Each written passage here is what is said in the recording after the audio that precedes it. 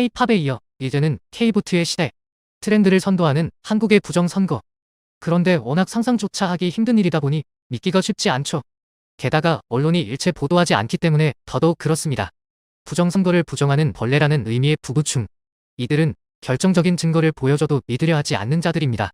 이들을 위해 부정선거의 무수한 물증 중 10개를 엄선했습니다.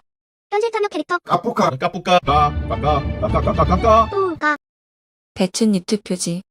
사전투표용지는 투표소에서 프린터로 출력되는데요. 총선에선 지역구 투표용지가 출력된 후 녹색의 비례대표 투표용지가 출력되는데 이 두 장의 투표지 인쇄 내용이 겹쳐 찍힌 투표지를 배춧잎 투표지라고 부릅니다. 바로 이런 겁니다.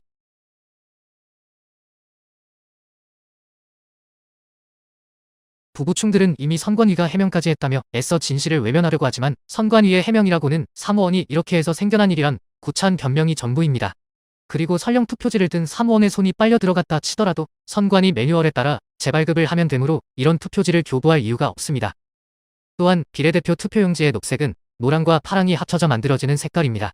그런데 노랑과 파랑이 따로 찍혀 있다는 것은 노랑과 파랑을 각각 따로 찍었다는 의미지요. 이런 동작으로는 결코 일어날 수 없는 현상입니다. 그리고 여러 차례 인쇄된 글자나 청인, 위아래의 순서가 바뀌어 인쇄된 정당명 등은 이 투표지가 프린터에서 나온 게 아님을 보여줍니다. 무엇보다도 결정적인 것은 먼저 나온 지역구 투표용지가 절단되는 순간 이미 비례대표 투표용지 상단은 출력을 마친 상태이므로 이런 투표지는 절대 나올 수 없다는 점입니다. 13B. 각기 다른 투표소에서 출력된 사전투표용지들이 동일한 위치에 동일한 인쇄 분량을 나타낸다면 단순한 우연으로 볼 수 없습니다. 더군다나 그런 투표지들이 연달아 모여 있다면 더더욱 그렇습니다.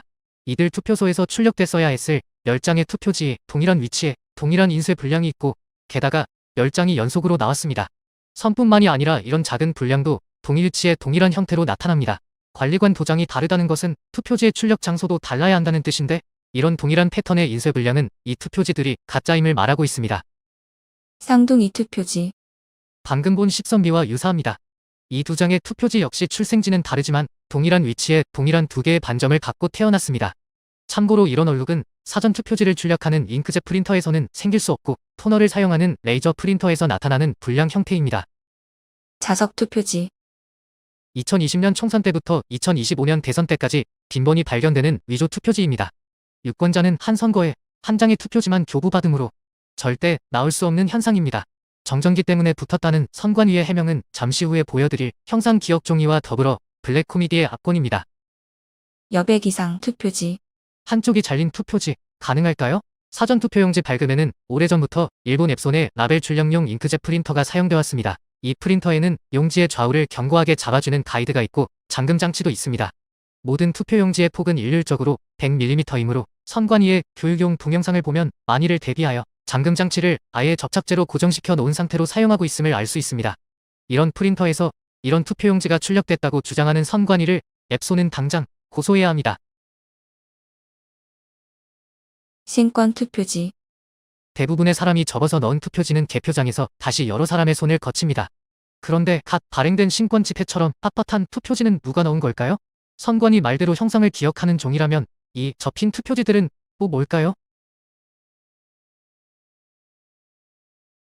선관위는 관외 사전 투표지의 경우 해송용 봉투에 넣기 때문에 접지 않는 경우가 많다고 기만했지만 봉투보다 더 긴 투표용지를 어떻게 접지 않고 봉투에 넣을 수 있을까요? 게다가 봉투에 넣지 않는 당일 투표용지에서도 이런 신권은 마찬가지로 목격됩니다. 개표장으로 몰래 반입된 위조 투표지인 것입니다. 일장기 투표지.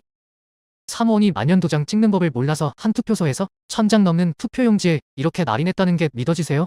선거 무효 소송에서 소환된 당시 사무원은 이런 투표지를 본 적도 이런 투표지에 도장을 찍은 적도 없다고 증언했습니다. 사라진 투표지 20장. 투표록에는 특기사항이 기재됩니다.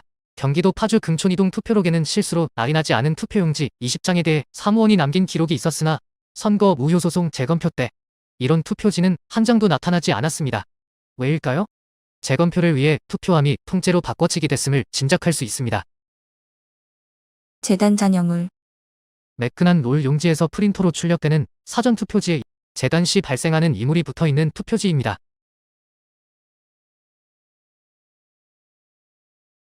선관위는 관외 사전투표지 회송용 봉투 절단 시 발생할 수 있는 일이라고 변명하지만 한 방향으로 투입해서 끝까지 절단되는 절단기의 특성상 절대 발생할 수 없는 현상입니다.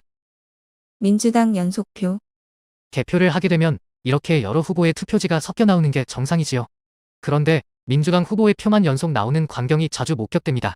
얼마 전 2025년 대선에서는 3,000장이 넘게 이재명의 표만 나오기도 했습니다.